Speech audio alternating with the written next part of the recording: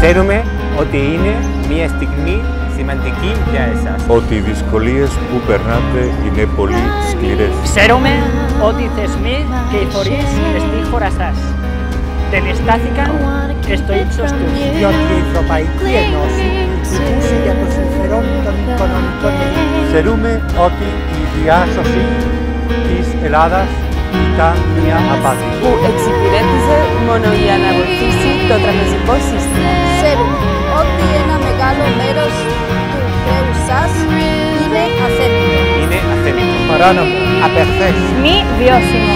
Στηρίζουμε το έργο της Επιτρόπης Αλητσίας που διενεργεί έλεγχο για να διευκρινίσει Πώς αυξήθηκε το δημόσιο χρέος τα τελευταία χρόνια. Ένα χρέος που δεν ήταν στην υπηρεσία του ελληνικού λαού. Ένα χρέος που μόνο ωφέλησε τους δανειστές. Ένα χρέος που δημιουργήθηκε από αδικία. Διαφθορά. Εκβιασμό.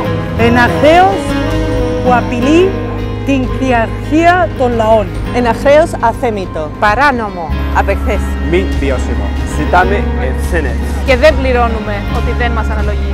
Από τους διάφορους λαούς της Ισπανίας θέλουμε να σας στείλουμε ένα μήνυμα. Δεν είστε μόνες, δεν είστε μόνοι. Είμαστε όλοι Ελλάδα. Έλεγχος του χρέους από τους πολίτες τώρα. Ελέγξε το, διαγράψε το.